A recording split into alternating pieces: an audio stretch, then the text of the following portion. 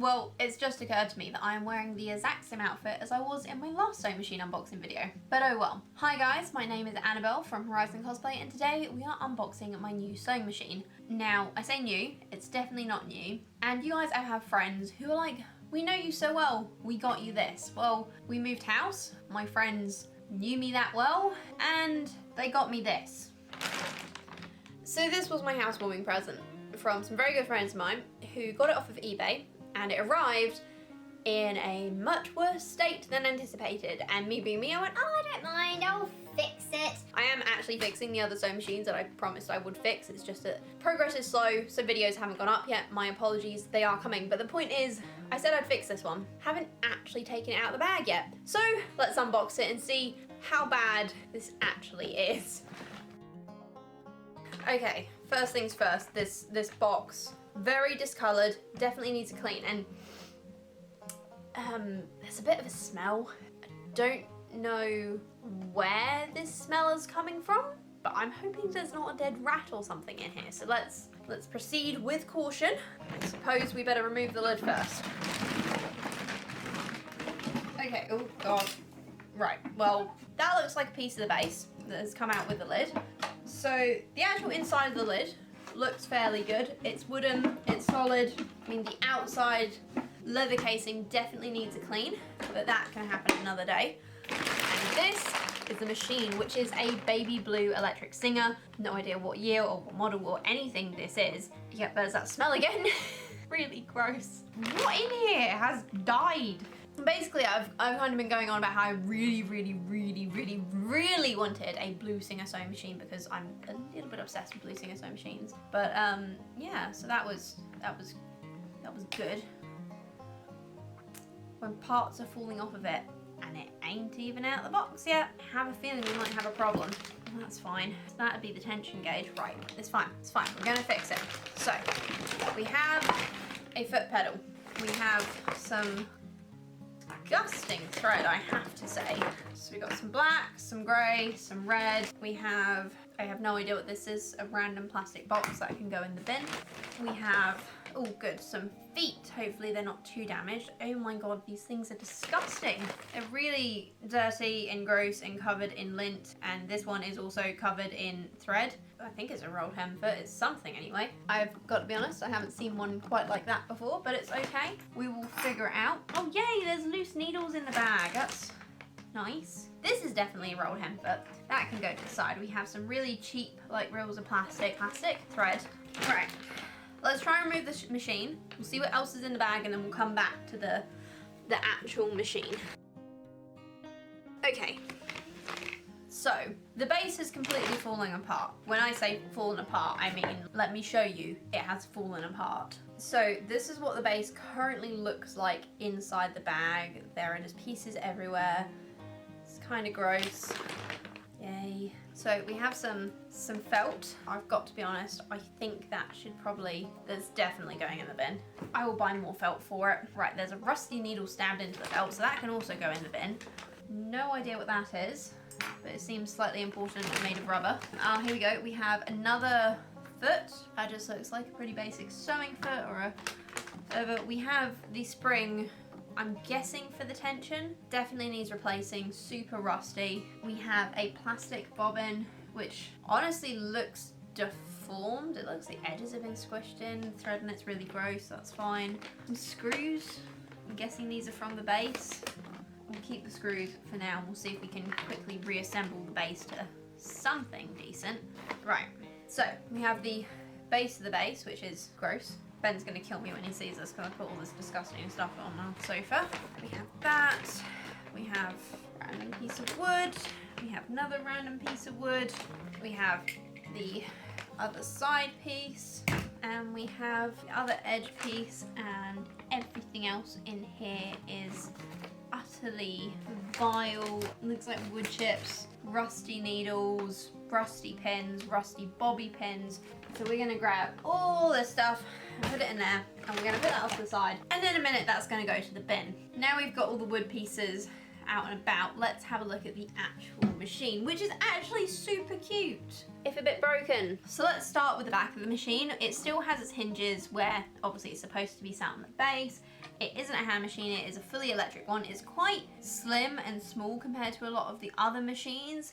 Does have the motor fixed on it. Does look like it might need a new rubber replacement. This one looks like it's misshapen, or no, it isn't misshapen. If we tilt that up so that the motor is actually sat where it's supposed to be. All right, so this motor is super loose, and has someone shoved paper under it to try and keep it in the, oh my god, someone shoved paper in it to try and keep it in the right position. Let's see what this is. An Ascos 25 assorted quality tobacco's packet to try and keep it in the right position. There's a lot on here that needs fixing. Oh, it has like a little bobbin winder. How does that work? 1 minute.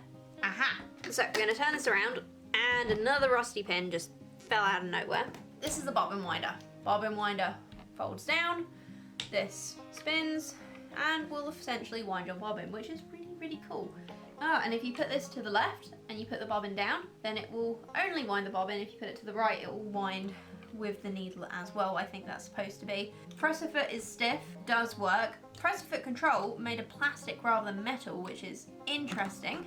Genuinely feel like that's going to break at some point. Needle itself, pretty dull, definitely needs changing. My main disappointment here is the fact that this little plastic piece where you control the stitch length from is unfortunately broken. Oh, I ain't even surprised, or at least I shouldn't be, because guess what? It's disgusting in there. Of course it's bloody well disgusting in there. Okay, I might have taken off a bit more than I can chew with this one. I don't even know what model it is. Right, the writing here says the Singer Company, made in Great Britain. This is a Singer sewing motor of 75 watts. And the motor has a serial number. Does the machine have a serial number? Normally they have a serial number. So we have the Singer symbol. It is a Singer 285K. There's some writing here that says something 52. And by the looks of it, that's all we're getting for a serial number. 285K. Let's have a Google about the 285K. Well, the good news is, on eBay, there's lots and lots of parts for this one. And to be fair, they're not too expensive as a machine. So by the looks of things, the average price of them, I don't know how much my friend paid, but average price of them is about 30, 40 pounds, though most of those are in full working order. So, the 285 model was a development of the 185 model, which it replaced. And they were made in only 2 locations in the world, one of which was Scotland and one of which was Canada. If it's 285K, it's Scotland. If it's 285J, apparently it's Canadian. So, the reason this is so full is because it's actually labelled as 3/4 size sewing machine, which is quite interesting. And it did originally come with plastic bobbins, so those probably are the original plastic bobbins then. It is supposed to have a light, which I'm guessing this one no longer has, that's fine. And the other colour it came in other than blue was brown. Here we go. So, this mark down here is actually the serial number. So, let's get this dated. Ooh, oh, yeah, right, this is why you should never like put heavy things on a wooden table. Just so you know, Ben never did notice the marks from last time. I think he might notice these though. Right. We're gonna put my patchwork quilt here, and we're gonna put the sewing machine there. So this number is EV770652. Really approximate, because this database I'm using doesn't have all the numbers. I've got a better database, but I have to use my computer for that, which I don't want to grab right now. Apparently there was roughly 50,000 of these made, and I think this was made in 1964. Think is the main word there. But that's quite interesting. So what they've done is they've actually stamped it onto the metal on the side, on the base, which is really, really cool. I mean, I don't really want to plug it in because it's in such bad condition. I think before we even try and run it, it needs bloody well repairing. But I mean, initial thoughts, it's damn stiff, but I don't see any reason why it shouldn't run given a bit of love and attention. I think I do own a 3D printer, so potentially I could just 3D print a new needle plate in the right colour and steal the little Singer symbol that's just there. That would be a good solution to my problem. I mean, it's just a mess.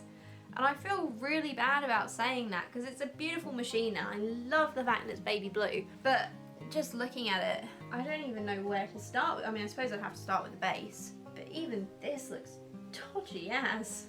So, this is the one good thing about marrying a carpenter, is hopefully, fingers crossed, he'll be able to do it. I've just realised it's missing its lid for the, you know, you get like the side box where you put all the tools and everything. It hasn't got that either, which is fine. I mean, maybe it's not supposed to, but it does seem a bit odd. Okay, so I have just found the user manual for this machine, the 285K. As the owner of the Singer 285K, you have a modern, smooth running sewing machine which offers you a new world of sewing enjoyment, exclusive dresses for yourself, clothing for your family, and numerous items for the home. All will be yours at a fraction of their ready-made cost. Considering the price of crafting your own items these days, I think that's a little bit overdone, not going to lie. Though I suppose this was the 60s, it probably would have been. Its main features are a drop-in bobbin located in front of the needle, single turn tension, calibration for accurate adjustment, reversible feed for back stitching and fastening seam ends. Where's that button? Yeah, it'll be somewhere. Maybe that one? Who knows? And a thread cutter. Does it have a thread cutter? Oh, on the back of the needle. Yes, it does. It has a thread cutter. Okay, I'll give it points for the thread cutter. That is a handy thing. So, parts of the sewing machine. We have the take-up lever, the needle thread tension, which needs fixing, the side plate, the throat plate. We have the bobbin winder, hand wheel, stitch length regulator, which, you know, the actual stitch length regulator I think is probably going to be fine, but just the numbered part of it needs redoing. And oh, apparently this is the bobbin winder and thread guide. So these machines use a special needle which has a groove in one side. Well, that's going to be a bitch to get hold of, isn't it?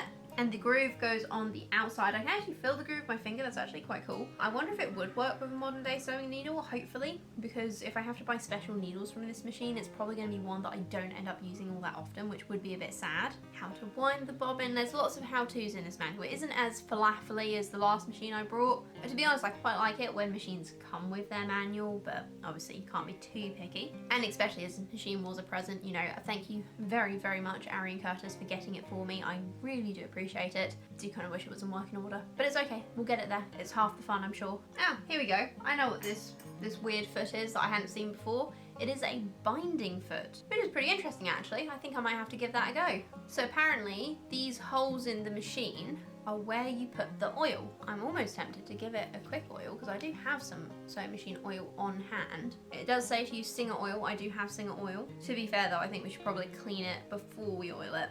Might be a good idea. Well, to be honest, other than being seriously cute, this machine isn't that interesting. By the looks of things, it was made in the 60s. It came in brown as well as blue. It's a really cute machine. It doesn't seem to have the best reviews. A lot of people seem disappointed with it compared to Singer's earlier work, but then I'm sure we all know that feeling by now, considering the state of their machines these days. It's obviously in bad condition. It's going to take me a while to repair it. Unfortunately, that's not something we're going to be doing in this video, but subscribe if that's something you would like to see. I am working on lots of sewing machines at the moment, trying to get them fixed and repaired, and I am learning and learning and learning because, well, I've got to be honest, I didn't even know how to clean a sewing machine like a year ago.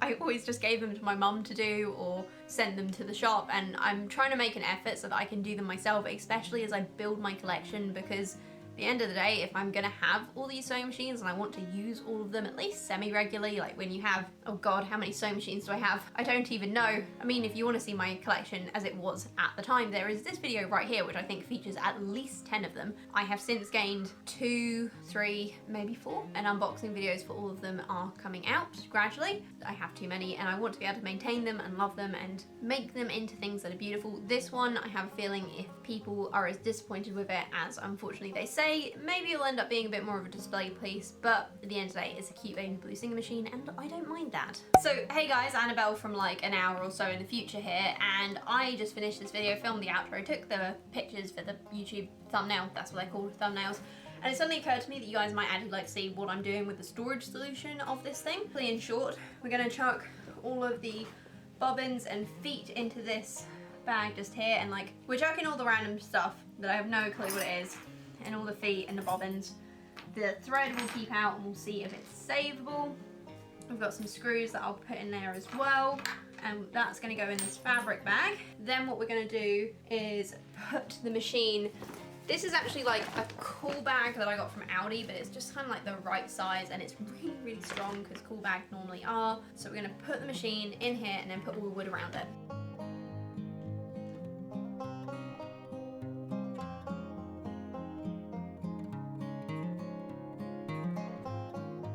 And now that's all packed, it is gonna go and sit under my desk with the case next to it. Like I said, first thing I'm gonna do is repair the base and the case, and then we'll look at what the actual machine needs doing to be fixed. I'm presuming this is gonna be a really big project, and I actually am gonna make a bet right now that this project is going to take me longer than any machine so far. But now I should let you go back to outro Annabelle so that she can say goodbye to you properly. Unfortunately though, this has been a very short video. That is all we have for today. Please, if you enjoyed it, like and subscribe so that you can stick around to hopefully see me repair this thing, which, not gonna lie, feeling just a lot overwhelmed right now. And if you have any suggestions for how to repair this or good resources you'd like to reference for me, please do leave them in the links below. I would be very, very grateful and very interested to hear. Also, let me know if you have a favorite model of Singer Sewing Machine. Personally, my favorite, well, I don't know if it's favorite, but I have a bit of a thing for the 99Ks just because there's so many different varieties of them, but that's just me. Otherwise, guys, I will be back with another sewing video next Wednesday, and until then, have a beautiful day. Bye!